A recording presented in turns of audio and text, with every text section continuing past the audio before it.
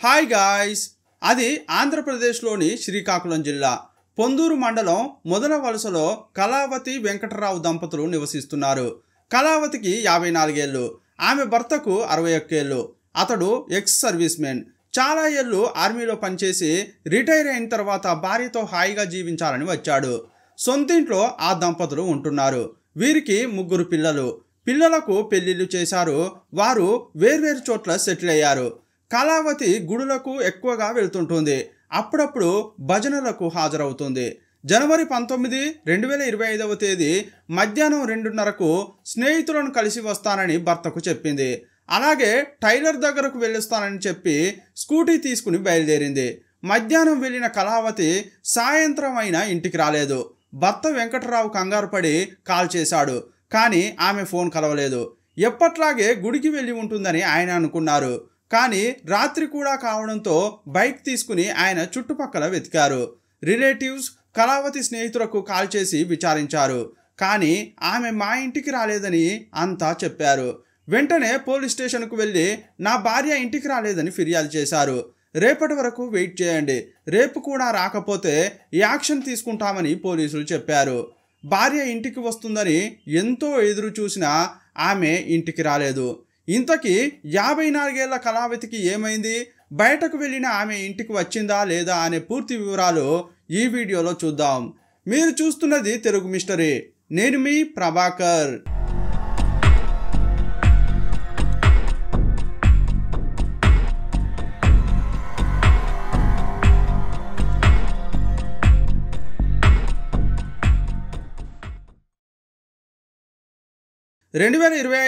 జనవరి 20వ తేదీ తన భార్య ఇంటికి వస్తుందని వెంకటరావు చాలా ఆశగా ఎదురు చూశారు. కానీ ఎంతకీ ఆమె రాలేదు. వెంటనే పోలీసులకు కాల్ చేయడంతో ఇంటికి వచ్చారు. ఇంటిని సెర్చ్ చేశారు. ఇంట్లో వారికి ఎలాంటి అనుమానం కలగలేదు. వెంటనే బయట ఉన్న సీసీటీవీ కెమెరాల ఫుటేజీని సేకరించారు. ఇంకోవైపు కళావతి సెల్ ఫోన్ ఎక్కడ స్విచ్ ఆఫ్ అయిందని సైబర్ సెల్ అనలైజ్ చేసింది. కళావతి బైక్ తీసుకుని బయటకు రావడం నుంచి ఆమె ఎక్కడెక్కడికి వెళ్ళిందో అక్కడ సీసీటీవీ కెమెరాల ఫుటేజీని పరిశీలించారు. చివరకు ఆమె శ్రీకాకుళం న్యూ కాలనీలో ఒక అపార్ట్మెంట్కు వెళ్ళడం గుర్తించారు. ఒక అపార్ట్మెంట్ ముందు స్కూటీని ఆపి పైకి వెళ్ళింది. ఆ ఏరియాలో గొప్పవారు ఉంటారు కాబట్టి చాలా చోట్ల సీసీటీవీ కెమెరాలు ఉన్నాయి. ఆ ఇంట్లోకి వెళ్ళిన తర్వాతే ఆమె సెల్ ఫోన్ స్విచ్ ఆఫ్ అయినట్లు సైబర్ టీం గుర్తించింది. పోలీసులు ఆ ఇంటికి వెళ్ళి చూస్తే బయట నుంచి లాక్ చేయబడి ఉంది. ఆ ఇంట్లో 31 ఏళ్ల శరత్ కుమార్ నివసిస్తున్నారు. అతని క్యారెక్టర్ గురించి అంతా చాలా దరిద్రంగా చెప్పారు. తరచుగా కళావతి వస్తూ వెళ్తుంటుందని చెప్పారు. కళావతి శరత్ మధ్య తప్పుడు సంబంధం ఉందని పోలీసులు కనిపెట్టారు. 54 ఏళ్ల లేడీ 31 ఏళ్ల కుర్రాడితో సంబంధం పెట్టుకుందా అని అంతా ఆశ్చర్యపోయారు. మొదట పోలీసులు చెప్పేదంతా నమ్మలేదు. కానీ ఒక్కో డీటెయిల్, దానికి సంబంధించిన ఆధారాలు బయటకు వస్తుంటే ముక్కున వేలేసుకున్నారు. ఆ అపార్ట్మెంట్లో శరత్ అద్దెకు ఉంటున్నాడు. తలుపులు పగలగొట్టి లోపలికి వెళ్ళి చూస్తే బాత్రూంలో కళావతి డెడ్ బాడీ కనిపించింది. నగ్నంగా ఉన్న ఆమె శరీరాన్ని చూసి కుటుంబ సభ్యులు, బంధువులు స్టన్ అయ్యారు. నా భార్యకు ఇలాంటి చావా? పోలీసులు చెప్పినట్లు నిజంగానే తప్పుడు సంబంధం ఉందా? నేను చూసేదంతా అబద్ధమై ఉంటే బాగుండు అని ఆ భర్త అనుకున్నాడు. ఇంతకీ శరత్ కుమార్ ఎక్కడా అని పోలీసులు అతని కోసం వెతికారు. సంఘటన స్థలానికి పోలీస్ టీములు వచ్చి ఆధారాలు సేకరించాయి. ఒక్క శరత్ కుమారే ఆమెను హత్య చేశాడా లేక అతనితో పాటు ఇంకొందరు కలిసి చంపారా అని సందేహం కలిగింది. అతని నంబర్ తీసుకుని ట్రేస్ చేశారు. 5 కిలోమీటర్ల దూరంలోనే అతని మొబైల్ తిరుగుతున్నట్లు కనిపెట్టారు. ఆ చోటుకు వెళ్ళి చూస్తే ఒక టీ షాప్లో అతడు టీ తాగుతూ కనిపించాడు.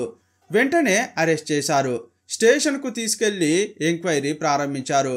నేనే కళావతిని హత్య చేశానని అతడు ఒప్పుకున్నాడు. ఆమె గొంతు దగ్గర మార్క్స్ ఉండడం వల్ల గొంతు నులిమి చంపినట్లు కనిపెట్టారు. ఆమె దుపట్టా పక్కనే ఉండడం వల్ల దాంతోనే గొంతు నులిమి చంపి ఉంటాడని అనుమానించారు. ఈ విషయాలు శరత్ను అడిగినప్పుడు అతడు ఒప్పుకున్నాడు. ఈ సమయంలో శరత్ గురించి, అతని మెంటాలిటీ గురించి, క్రిమినల్ హిస్టరీ గురించి పోలీసులు విచారించారు. అతనికి ఇంతకు ముందు క్రిమినల్ హిస్టరీ లేదు. కానీ వాడికి ఆడాళ్ళ పిచ్చి ఎక్కువ అని తెలిసింది. అతని పేరెంట్స్ను వాడి గురించి అడిగినప్పుడు వాడు మా కొడుకే కాదు, మా కడుపున ఎలా పుట్టాడో అని వారు బాగా ఏడ్చారు. శరత్కు 20 ఏళ్ళు ఉన్నప్పటి నుంచే అమ్మాయిలను తప్పుగా చూసేవాడు. ఇంటిపైకి గొడవలు తెచ్చేవాడు. ఆ తర్వాత ప్రాస్టిట్యూట్ను కలిసేవాడు. పేరెంట్స్ ఇంట్లో లేనప్పుడు వారిని ఇంటికి తెచ్చుకునేవాడు. వీడు తాగుబోతూ అమ్మాయిలతో తిరుగుతాడని పేరెంట్స్కు బాగా తెలుసు. అందువల్ల వాడిని ఇంట్లోంచి తరిమేశారు. మాకు కొడుకే పుట్టలేదని అనుకుంటామని చెప్పారు. ఇంట్లోంచి వెళ్ళగొట్టినప్పుడు అతని వయసు 25. అతని మొబైల్ నెంబర్స్ చెక్ చేసినప్పుడు కళావతే కాకుండా చాలామంది అమ్మాయిల నెంబర్స్ ఉండడం పోలీసులు గమనించారు. వారితో నగ్నంగా ఉన్న ఫోటోలను కూడా గుర్తించారు. మరి కళావతిని ఎందుకు చంపామని పోలీసులు అతన్ని అడిగారు. 2 ఏళ్ల క్రితం, అంటే కళావతికి 52 ఏళ్ళు ఉన్నప్పుడు ఆమె శారీరక అవసరాల కోసం వెతికారు. అప్పుడే ఆమెకు శరత్ కుమార్తో పరిచయం ఏర్పడింది. అప్పుడు అతనికి 28 ఏళ్ళు. మొదట ఫ్రెండ్లీగా మాట్లాడుకునేవారు. ఆ తర్వాత ఒకరి అవసరాలు ఇంకొకరికి తెలిసాయి. కళావతికి 52 ఏళ్ళైనా కూడా శారీరక అవసరం కోసం తనకు దగ్గరైందన్న విషయం అతడు తెలుసుకున్నాడు. ఒకరోజు ఆమెను తన ఇంటికి రమ్మన్నాడు. ఆ రోజు ఇద్దరు శారీరకంగా కలిశారు. ఇలా వీరి మధ్య తప్పుడు సంబంధం 2 ఏళ్ల పాటు కొనసాగింది. తరచుగా స్కూటీలో అపార్ట్మెంట్కు వచ్చి శరత్తో సీక్రెట్గా సంబంధం పెట్టుకుని కళావతి వెళ్ళిపోయేది. ప్రతిరోజు గుడికి వెళ్ళాలి, స్నేహితులను కలవాలని భర్తతో అబద్ధాలు చెప్పి కళావతి బయటకు వచ్చేది. కానీ డైరెక్ట్గా శరత్ దగ్గరకు వచ్చి ఉల్లాసంగా గడిపేది. శరత్ కుమార్ లిస్టులో కళావతి మాత్రమే కాకుండా ఇంకా చాలామంది అమ్మాయిలు ఉన్నారు. కానీ పోలీసులు 5గురిని మాత్రం గుర్తించారు. వీడొక పెద్ద ప్లేబాయ్. కొంచెం కూడా బాధ్యత లేకుండా ఇష్టానికి ఖర్చు చేసేవాడు. కానీ అదంతా అతడు కష్టపడి సంపాదించిన డబ్బు కాదు. ఎక్కడ వీలైతే అక్కడ అప్పులు తీసుకునేవాడు. 3 లక్షల రూపాయలు అప్పు చేశాడు. కొంచెం కూడా ఆలోచించకుండా తాగుడుకు, జల్సాలకు ఖర్చు చేసేవాడు. ఇలా 3 సంవత్సరాలు గడిపాడు. అప్పులు ఇచ్చిన వారు తిరిగి ఇవ్వాలని ఫోర్స్ చేశారు. చాలా ప్రెషర్ పెట్టారు. అతనికి తెలిసిన అమ్మాయిలు, ఆంటీలను డబ్బులు అడిగాడు. వారి దగ్గర ఉన్న 10వ పరకో ఇచ్చారు. కానీ అతని దృష్టంతా 54 ఏళ్ల కళావతి పైనే పడింది. ఆమె బ్యాంకు ఖాతాలో చాలా డబ్బు ఉంటుందని అతనికి అనిపించింది. అందువల్ల ఆమెను డబ్బు ఇవ్వాలని అడిగాడు. కానీ నా దగ్గర చిల్లి గవ్వలేదు, ఏం కావాలన్నా నా భర్తను అడిగి తీసుకునే పరిస్థితి తప్ప నా దగ్గర విడిగా డబ్బులు లేవని ఆమె చెప్పింది. ఇదంతా విన్న తర్వాత కళావతి నుంచి డబ్బు తీసుకోలేనని అతనికి అనిపించింది. కానీ ఆమెతో రిలేషన్షిప్ మాత్రం కొనసాగుతూనే ఉంది. ఇలాంటి టైంలోనే ఆమె ఒంటిపై ఉన్న నగలపై అతని కన్ను పడింది.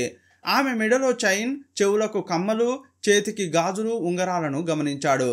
జనవరి 19వ తేదీ కళావతికి ఫోన్ చేసి ఇంటికి రమ్మన్నాడు.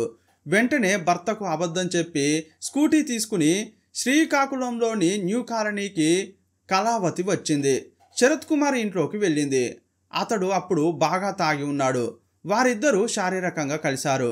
కానీ ఆమె ఏమరపాటుగా ఉన్న సమయంలో ఆమె దుపట్టా తీసి గొంతుకు బిగించి చంపేశాడు. ఆమె నగలను అడిగితే ఎట్టి పరిస్థితుల్లో ఇవ్వదని అతనికి అనిపించింది. ఆమెను చంపడమే ఏకైక మార్గమని దారుణంగా చంపేశాడు. డెడ్ బాడీని బాత్రూంలో పడేసి నగలు తీసుకున్నాడు. రాత్రంతా డెడ్ బాడీని బాత్రూంలో పెట్టుకుని హాయిగా నిద్రపోయాడు. మత్తులో ఉండడం వల్ల డెడ్ బాడీని డిస్పోజ్ చేయాలని కూడా అనుకోలేదు. ఉదయం మత్తు వదిలాక డెడ్ బాడీని డిస్పోజ్ చేయాలని అనుకున్నాడు. కానీ అంతకంటే ముందు ఈ నగలను అమ్మి అప్పు తీర్చాలని అనుకున్నాడు. ఒక సేట్ షాపుకు వెళ్ళి బంగారాన్ని అమ్మాడు. 50,000 వస్తే దాన్ని పట్టుకెళ్ళి వడ్డీ కట్టి పక్కనే ఉన్న టీ షాప్లో టీ తాగుతున్నాడు. అదే టైంలో పోలీసులు వెళ్ళి అరెస్ట్ చేశారు. అతడు డెడ్ బాడీని ఎలా డిస్పోజ్ చేయాలని ఆలోచిస్తున్న టైంలోనే పోలీసులు కరెక్ట్గా పట్టుకున్నారు. ఎక్కడైతే తప్పుడు రిలేషన్షిప్ ఏర్పడుతుందో అది క్రైమ్తోనే ముగుస్తుందని మనం ఎన్నో వీడియోల్లో చెప్పుకున్నాం. తప్పుడు రిలేషన్స్ మొదట్లో సంతోషం కలిగించవచ్చు, కానీ మూల్యం చెల్లించక తప్పదు. 54 ఏళ్ల కళావతి తన శారీరక అవసరాలు తీర్చుకోవాలని మాత్రమే అనుకుంది. కానీ వాడు ఎలాంటి వాడు, వాడికి ఎంతమంది అమ్మాయిలతో లింకు ఉంది, చివరకు తన బంగారం కోసమే తనను చంపుతాడని అస్సలు ఊహించలేకపోయింది. ఈ కేసుపై మీ అభిప్రాయం ఏంటో కామెంట్ బాక్స్లో రాయండి. మరో వీడియోలో మళ్ళీ కలుసుకుందాం. అప్పటి వరకు బాయ్ బాయ్.